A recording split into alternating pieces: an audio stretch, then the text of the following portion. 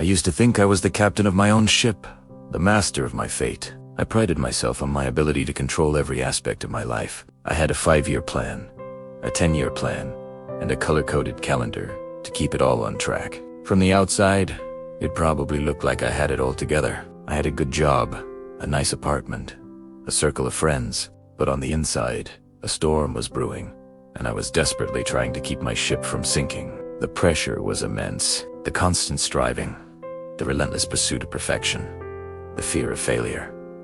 It was exhausting. Every setback felt like a personal failing. Every closed door felt like a judgment on my worth. I would lie awake at night, my mind racing, replaying every mistake, agonizing over every decision, trying to strategize my way out of the anxiety that had become my constant companion. I was white-knuckling the wheel of my life, trying to navigate through a fog so thick I couldn't see an inch in front of me. My relationships started to suffer. I was irritable, distant. How could I connect with others when I was so disconnected from myself? I was so busy managing my own carefully constructed world that I had no space for anyone else's reality. Friends would tell me to relax, to let go a little, but I didn't know how. Letting go felt like giving up. It felt like failure. The breaking point came on a Tuesday. I remember it so clearly. It wasn't a dramatic, movie-like collapse. It was quiet. I had just received an email informing me that a project I had poured my heart and soul into 4 months had been shelved. Just like that. All that effort, all those sleepless nights, for nothing. It was the final straw on a very overloaded camel's back. I didn't cry. I didn't scream. I just felt empty, numb. I walked out of my office, got in my car, and just started driving with no destination in mind. I ended up at a small, secluded park overlooking the city. I sat on a bench and watched the cars moving below, tiny lights in a vast, sprawling network, each one with a driver, a destination, a purpose. And I felt utterly purposeless. For the first time, I admitted to myself that I couldn't do it anymore. I couldn't hold it all together. My plans had failed. My strength had run out. My control was an illusion. I was completely and utterly broken. And in that moment of absolute brokenness, something shifted. I looked up at the sky, the clouds painted orange and purple by the setting sun, and I just whispered, "Okay, I give up." It wasn't a cry of defeat. It was a sigh of release. God, if you're there, I can't do this anymore. I'm done. I'm done trying to control everything. I'm done trying to be enough. Please, you take it. You take the wheel. I surrender. I said the words out loud, and with them, years of tension flowed out of me. It was like a dam breaking. The tears finally came. Not tears of sadness, but of relief. I sat on that bench and wept for what felt like an hour, letting go of the pride, the fear, the desperate need for control that had been strangling me for so long. I surrendered my career, my relationships, my future, my fears, my anxieties. I laid it all down, piece by piece. I told God, it's all yours.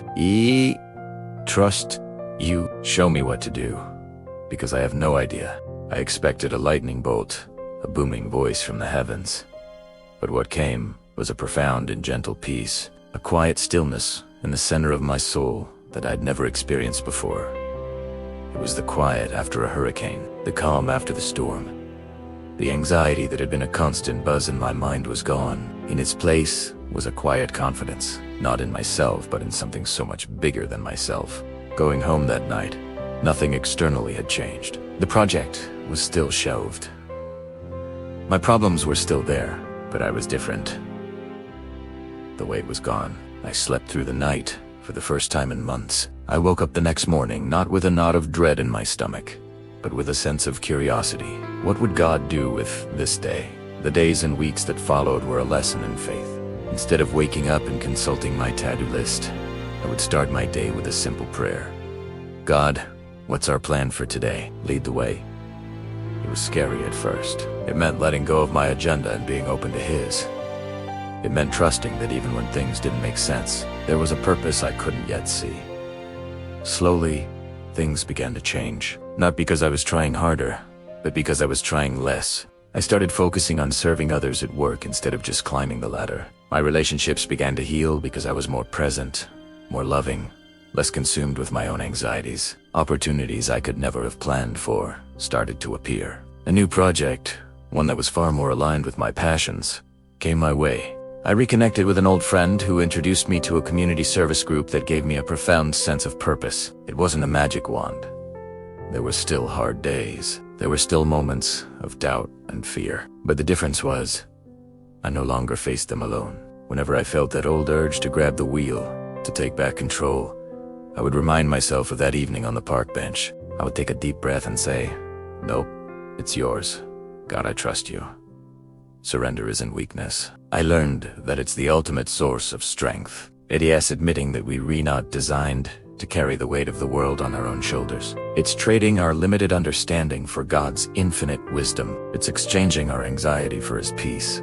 It's letting go of our flawed plans to make room for His perfect purpose. Looking back, that day of giving up was actually the day my real life began. It was the day I stopped just surviving and started truly living. I stopped being the frantic, stressed-out captain of a sinking ship and became a joyful passenger on an adventure guided by the creator of the oceans himself. And let me tell you, the view is so much better when you're not desperately trying to steer. If you're out there feeling overwhelmed, like you're white-knuckling your way through life, I want you to know you're not alone.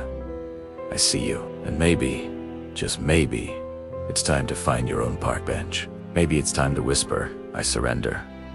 It's the most terrifying and the most freeing thing you will ever do. And it might just be the beginning of your greatest adventure.